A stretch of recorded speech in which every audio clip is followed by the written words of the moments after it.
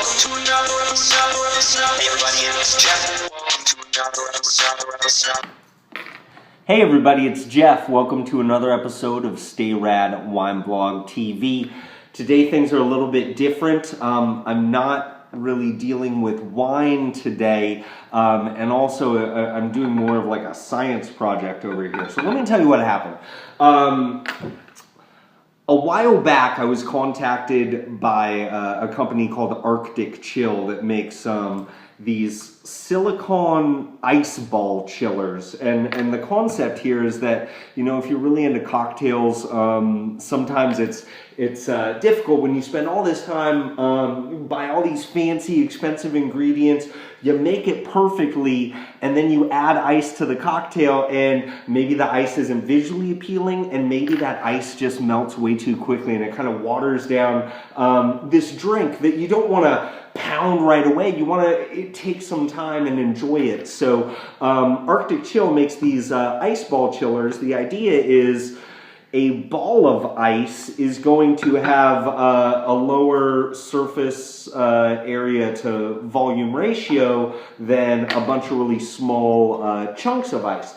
And so what I did was I tried to, you know, this isn't perfect controlled science right here. I mean, I did kind of play around a little bit, but what I did was I had 2 ounces of water, and I added those to a glass that was full of ice, and then a glass that was full of one of these ice balls. And what I did was, over the course of 30 minutes, I strained that water out to see the change in that level of water. If we're seeing more water, we're talking about more water coming from that ice as it melts.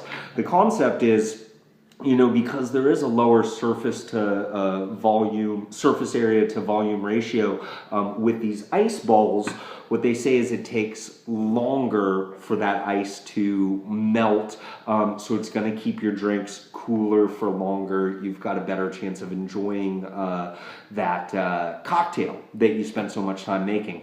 And, you know, although normally I do wine and occasionally I do beer on here, this gave me a perfect opportunity to go into my liquor cabinet and pull out this barrel-aged Negroni right here, this mason jar. So not this last Christmas, but the Christmas before then, Dave the vegetarian and his wife Kara the vegetarian, they gave us this. They gave us a barrel-aged Negroni and a barrel-aged Manhattan.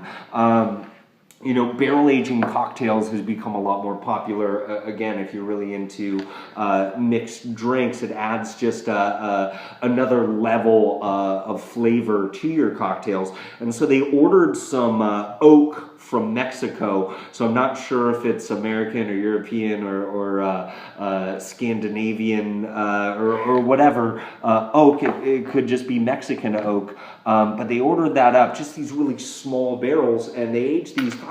And I got to tell you, it does add just a different dimension and some more complexity to those things. And I figured, you know, why not make a fancy little barrel-aged Negroni to sip on? So from what they got, was in the barrel a year and a half ago, and then has been conditioned in this mason jar. I've got 3 ounces of that barrel-aged Negroni here with the Arctic Chill ice ball on top, and I added, you know, normally they would garnish this with oranges. I didn't have oranges, but I did have a small little tangerine, so I sliced that up, and that's all around the outside here. So the cool thing about this ice ball is that it does kind of press the slices up against the side, so visually I think it looks kind of neat like this, I think.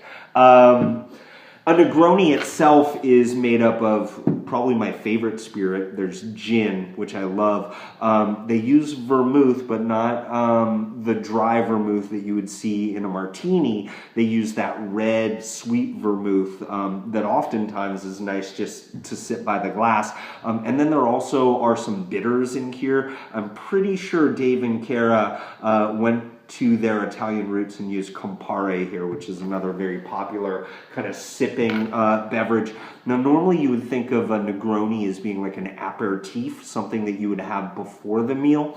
with that barrel aging, with that wood, it kind of makes it more of maybe an after dinner type of drink. But really, I mean, come on, you could have these cocktails at any time.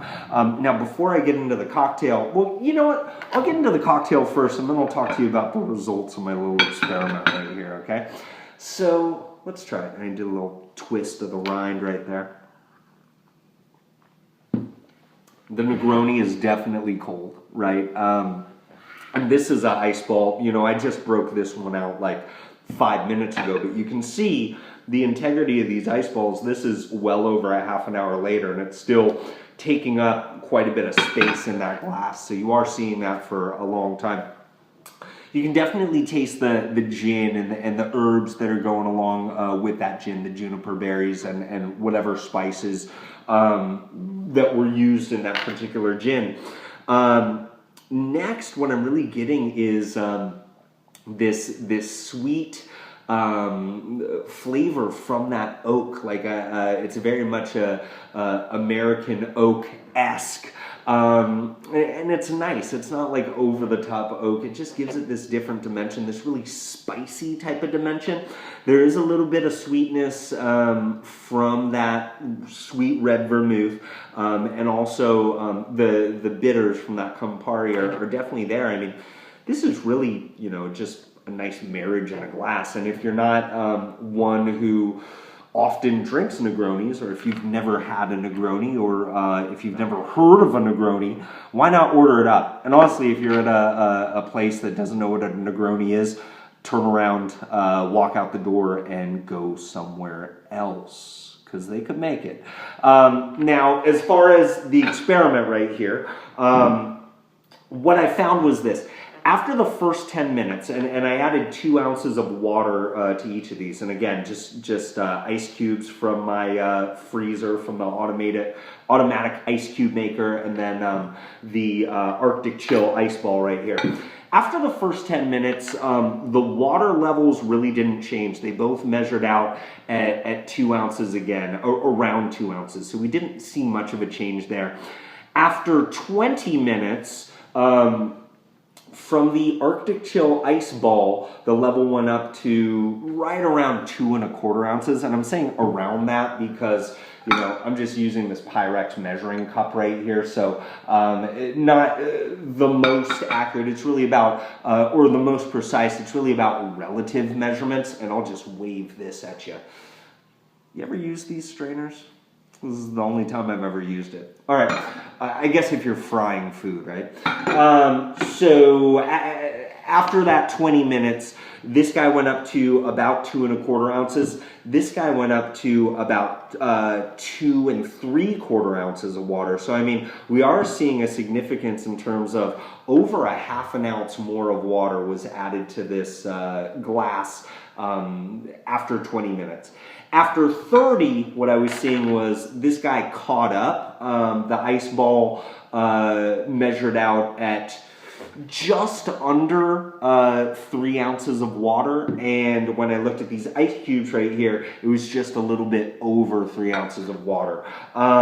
So as far as, depending on how long it takes, and here, if I'm looking at the clock, we're about maybe 45 minutes in from when I started my little experiment. The ice cubes are barely hanging on there, and this ice ball is, it's still in full effect. I mean, I guess I could measure it right now just to compare. You want to do that? You guys want to do that? Pause it, leave a comment, and then come back and press start again and see whether or not I granted your request. I'll wait. Okay, so let's measure this out. I'll start with the ice cubes and over the strainer into, there you go, guy. And by the way, these ice balls are really easy to make. You just take the lid off. Well, actually, put the lid on, and then there's this little hole in the top right there, and I just kind of drip that water in, and you'll see when the water starts to run over, you stop, and you put it in the freezer. Carefully. And I got a 4-pack of these, so I've always got these ice balls on rotation, and I have been using them quite a bit, and really a conversation piece too, So the ice cubes, and again, it's been about about 45 minutes right now. And as I pour that in, and you always want to make sure, and to any of my students who are watching at home, you always want to make sure that you get your head down to the level of the measurement device, so you're not cheating. So you guys can kind of see the relative level, and what I'm going to do is spin this, and I got to get my face down so I can really see what's happening. And we're going to say it's just under 4 ounces of water, so it's almost gained as much water as was originally put in there. It's almost gained 2 ounces of water from this ice right here that melted. So let's strain that back in, and I'm not going to adjust the camera, no need. Let's strain this back in, and let's try it with the ice ball. You guys can see my awesome technique. See, in the ice ball, it's still pretty massive, right? I'll spin that around so you can see it first. Okay, and then I'll get my head down. So when you guys are looking at this, by the way, I mean, it almost looks like it's down to 3 ounces. But as I get my head to the level there, yeah, a little bit over 3 ounces. So, I mean, we're seeing a difference of almost a full ounce over that time. So, I mean, as far as compared to traditional ice cubes, these ice balls are really doing their thing. So good job for Arctic Chill. Good job for Dave and Kara making this barrel-aged Negroni. I did not forget about it. And man, that's fantastic. Can somebody send me like a tiny little barrel so I can make my own barrel-aged cocktails? That'd be awesome. Leave a comment. Let me know when it's coming my way. Everybody, stay rad. Stay rad, wine blog. Stay rad, wine blog. Stay rad, wine blog. Stay rad, wine blog.com.